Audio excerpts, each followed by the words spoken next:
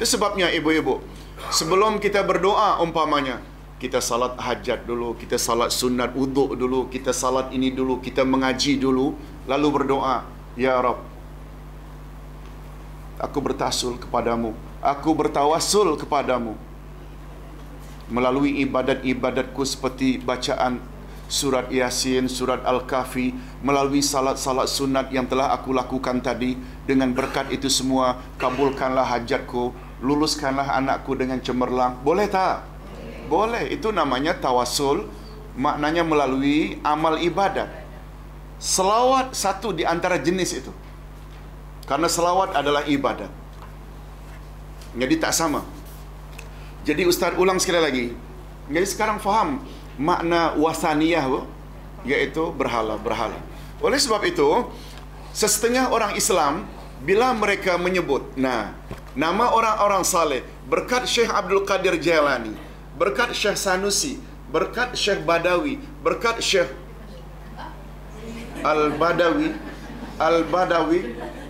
bukan yang akan kahwin esok, bukan.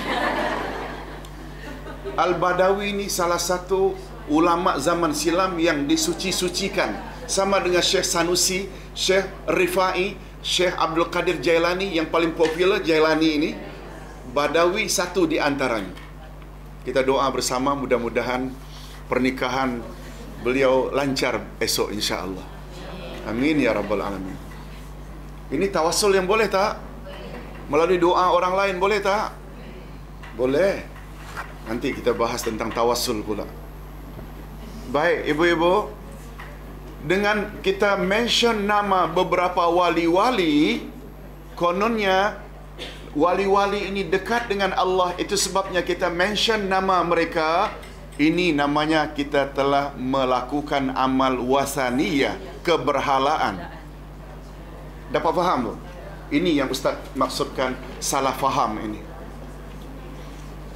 Kalau penguasa di dunia memerlukan orang perantaraan, itu sesuatu yang wajar karena beberapa sebab. Antaranya, pengetahuan mereka sangat terbatas, kuasa mereka juga sangat terbatas. Ibu-ibu, ada Menteri Pertanian. Dia tidak dapat handle ladang-ladang sawah-sawah di negeri-negeri. Dia pasang orang tengah dia untuk cek sana, untuk antar baja, untuk meneliti. Wajar tak dia antar orang tengah dia untuk menyampaikan pesan dia kepada? Wajar tak? Wajar. Orang tengahnya itu melaksanakan tugas bagi pihak dia. Wajar tak? Wajar. Karena dia lemah. Dia lemah. Ilmunya tidak luas seluas ilmu Allah. Betul tak Allah tahu segala-galanya? Apa perlunya orang tengah? Minta sajalah secara direct. Itu sebabnya Ustaz suka nak sebut di sini sekali lagi. Kalaupun Islam iktiraf adanya orang tengah, middleman, hanya dari Allah kepada manusia, bukan sebaliknya dari manusia pada Allah. Dapat faham bu? Allah tidak beritahu directly, macam Ustaz beritahu semalam dalam kursus imam-imam di seluruh Perlis. Di Perlis semalam dibuat kursus untuk seluruh imam-imam. Ustaz kata, mengapa kita mesti ikut sunnah Nabi dalam bertakarrub, mendekatkan diri pada Allah, beribadah? Allah dah sebut dalam Quran, tujuan kita dicipta adalah untuk beribadat pada Allah. Bila ditanya balik, awak tahukah bagaimana menyembah, beribadat pada Allah, buat apa yang Allah suka, sedangkan Allah itu maha ghaib? Awak tahukah? Jawabnya tak tahu. Bila ditanya balik, mengapa tak tahu? Karena Allah tak beritahu. Allah tak beritahu, tak tahulah. Allah tak beritahu langsung ke? Tidak. Allah beritahu orang tertentu. Lalu kepadanya diturunkan wahyu. Lalu kepada orang yang terima wahyu diwajibkan menyampaikan kepada umat masing-masing apa yang Allah mahu. Cara salat, Allah hanya sebut aqimus salah. Bagaimana cara salat? Rasulullah yang explain. Wa atimmul hajja wal umrata lillah. Kamu wajib haji dan umrah semata-mata karena Allah jika mampu. Allah hanya sebut itu. Nabi yang explain tawaf macam mana, sa'i macam mana, melontar jamarat, berapa batu sebesar apa, wukuf di Arafah berapa hari bulan. Semua Nabi yang explain. Oleh sebab itu, betul tak kita menyembah Allah mesti ikut cara Nabi? Cara berfikir mesti begitu. Betul tak?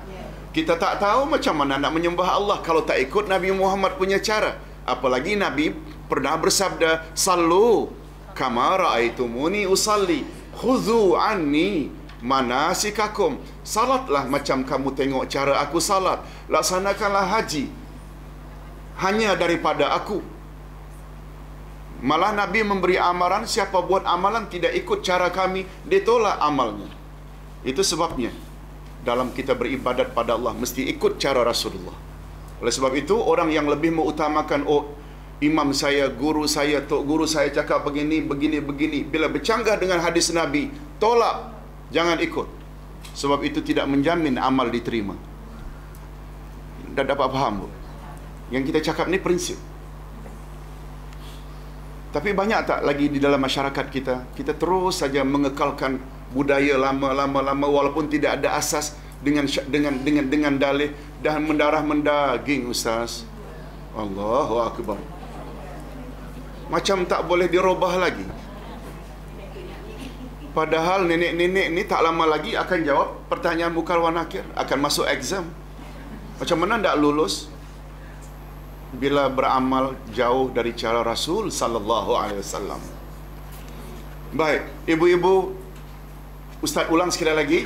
Islam hanya memperakui adanya perantaraan dari siapa kepada siapa?